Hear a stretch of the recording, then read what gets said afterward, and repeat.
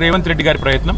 నేను మా కార్యకర్తలకు, నాయకులకు, రైతులకు కూడా చేసే విజ్ఞప్తి, ఈ కేసులో ఏమీ లేదు, దీనివల్ల రేవంత్ రెడ్డి గారు సాధించేది ఏమీ లేదు.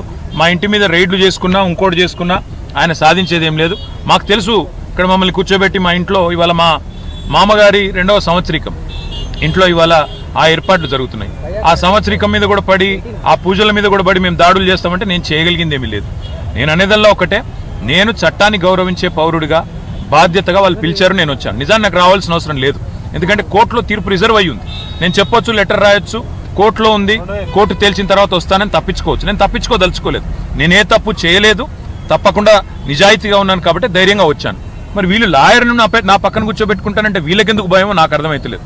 నేను లాయర్ను కూడా ఎందుకు కూర్చోబెట్టుకుంటా అంటున్నా, ఒకటే ఒక కారణం, వీళ్ళు పట్నం నరేందర్ రెడ్డి విషయంలో చేసిన కుట్ర, ఆయన ఇవ్వని స్టేట్మెంట్ ఇచ్చినట్టుగా ఏదైతే రేవంత్ రెడ్డి గారి డైరెక్షన్లో నా పేరు కూడా చెప్పించి నన్ను ఇరికిచ్చే ప్రయత్నం ఏదైతే చేసినరో, ఇక్కడ నేను కూడా చెప్పందేదో చెప్పినట్టు చేసి మళ్ళా దేశమంతా టామ్ చేసి ఏందో జరిగిపోయింది, ఏందో అయిపోయింది అని మీడియాలో లీకులు ఇచ్చి రైతు భరోసాను డైవర్ట్ చేసే ప్రయత్నం ఏదైతే చేస్తున్నారో అట్లా జరగద్దు. అంటే నాకు న్యాయపరమైన సపోర్ట్ ఉండాలని కోరుతున్నా.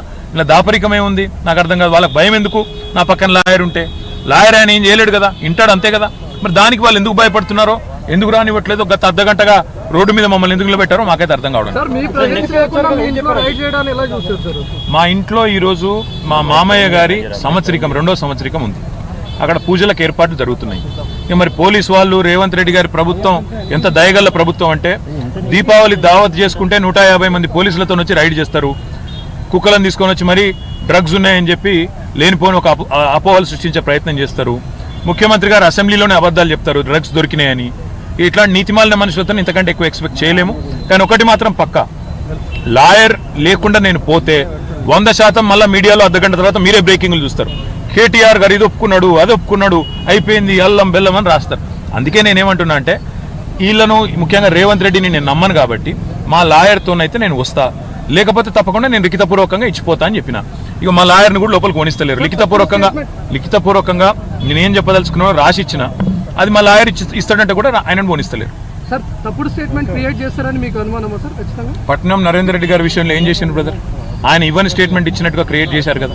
ఆయన తెల్లారి మళ్ళీ పాపం జడ్జి గారు ముంగట మళ్ళీ అఫిడవిట్ సంతకం పెట్టి, జడ్జి గారి సమక్షంలో సంతకం పెట్టి జైలు నుంచి విడుదల చేయాల్సి వచ్చింది కదా. నేను అనని మాటను అన్నట్టుగా పోలీసు వాళ్ళు తప్పుడు స్టేట్మెంట్ ఇచ్చారని చెప్పాల్సి వచ్చింది కదా. నాకు కూడా ఆ పరిస్థితి రావద్దు, ప్రజలు కన్ఫ్యూజ్ కావద్దు, మీడియాలో సర్కస్ జరగద్దు. దాంతోపాటు రైతు భరోసా మీద ఇవాళ రాష్ట్ర వ్యాప్తంగా జరుగుతున్న ఆందోళనలు, నిరసనలు, 15,000 ఇస్తానని చెప్పి 12,000 మాత్రమే ఇచ్చిన రేవంత్ రెడ్డి ప్రభుత్వం మోసానికి వ్యతిరేకంగా రైతులు రగిలిపోతున్నారు. కొన్ని రోజులేమో అల్లు అర్జున్ డ్రామా, ఇంకొన్ని రోజులు కేటీఆర్ మీద కేసు పెట్టి డ్రామా, ఏదో డ్రామా పెట్టి డైవర్షన్ పెట్టి టైంపాస్ చేయడం తప్ప వీళ్ళ ఉద్దేశం వేరేది కానే కాదు. 1000% డైవర్షన్ డ్రామా. మీకేమైనా అనుమానం ఉందా? I'm a law abiding citizen.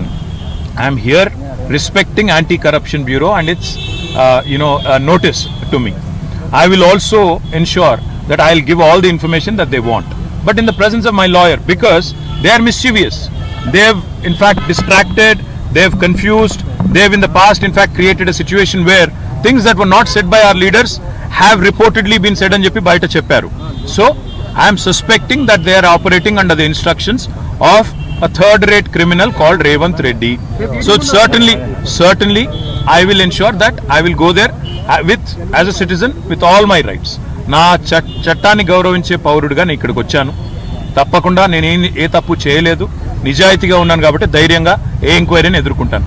కానీ వీళ్ళ ఉద్దేశాలు వేరే రకంగా ఉన్నాయి. రేవంత్ రెడ్డి పైకి వెళ్ళి చెప్తే అది బయటకు స్టేట్మెంట్లు ఇచ్చి, మీడియాలో లీకులు ఇచ్చి డ్రామా చేసే ఆలోచనలో ఉన్నారు. అందుకే నేను నా లాయర్ ఉంటే తప్పకుండా నా హక్కులు పరిరక్షించబడతాయి నేను అంటున్నా, కాదు కూడదని వాళ్ళు అంటున్నారు. మరి మా లాయర్ని తీసుకొని పోతాను, ఎందుకంటే లాయర్ ఉంటే భయపడాల్సిన అవసరం అయితే వాళ్ళకేం లేదు కదా. ఆల్రెడీ జడ్జి గారు తీర్పు రిజర్వ్ చేసి పెట్టున్నారు. ఈ డ్రామా ఎందుకు చేస్తున్నారో అర్ధగంట నుంచి నాకైతే అర్థమవుతుంది. మొదలు ఇల్లు అయితే తొడిచిపోయింది. Thank you.